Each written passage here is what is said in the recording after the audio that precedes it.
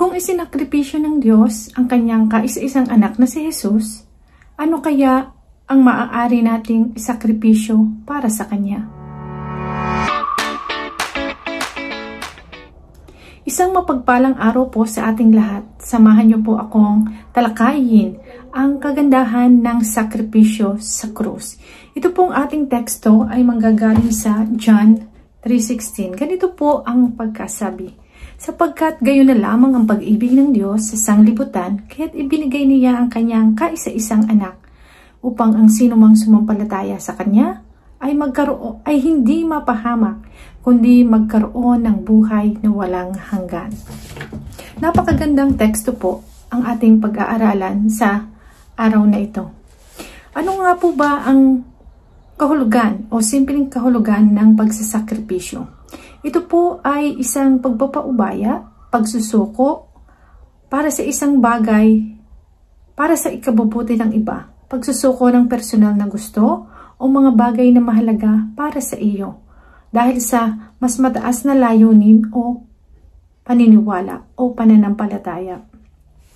Alam niyo po ba na may mga karakter sa Biblia na kung saan nagpapakita na sila ay buong pusong nagsakripisyo o supunod sa ating Panginoong Diyos? Ang isa na po dito ay si Abraham. Si Abraham po ay matanda na ng magkaanak at hiniling po nila ito sa Panginoon. At binigyan sila ng isang anak na lalaki at dumating po yung pagkakataon na ang Diyos man din ay nag-utos sa kanila na itong kaisa-isang nilang bugtong na anak, kaisa-isang minamahal nilang anak ay isakripisyo o ihandog. Bilang isang magulang po, ito ay isang malaking kaisipan na ihandog sa Panginoong Diyos na kung saan siya din ang nagbigay at ngayon ay hinihiling na isakripisyo ito para sa kanya.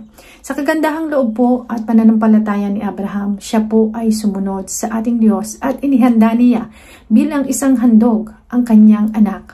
Ngunit sa madaling sabi po, ito po ay hindi nangyari dahil na-test po ng Panginoong Diyos ang puso ni Abraham na handa niyang isakripisyo ang kanyang kaisa-isang anak na yun nga pong hiniling ng ating Diyos. Ang isa pa pong karakter sa Biblia na ating makikita ay ang isang balo ng Saripat kung saan inutusan din ng Diyos si Elias na pumunta sa balong ito at hinilingan na ipaghanda siya ng tinapay.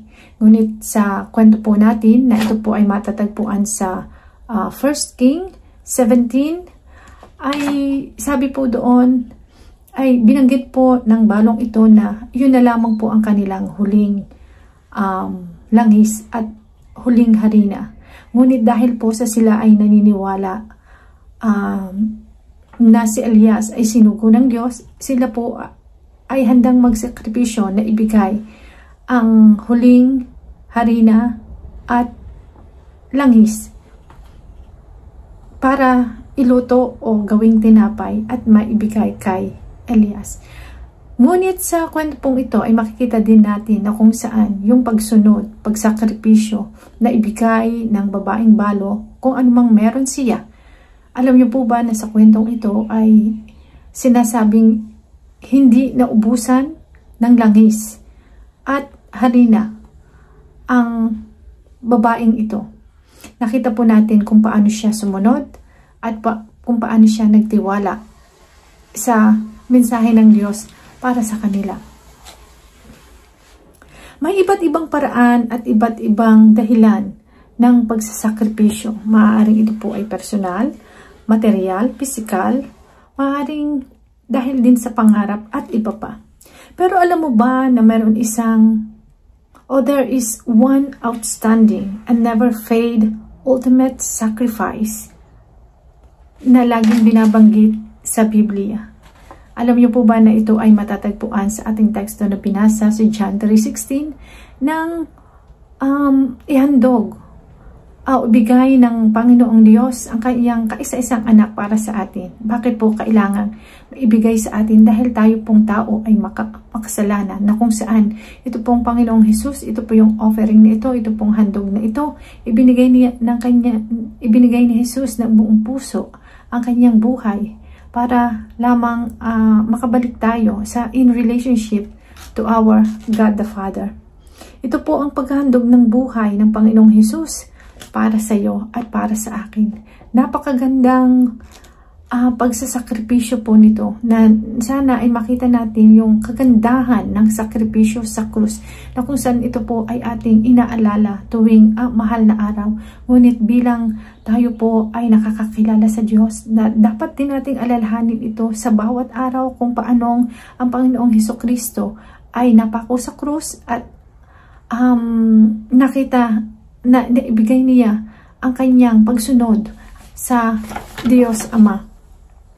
Ito po yung sinasabing greatest love of all.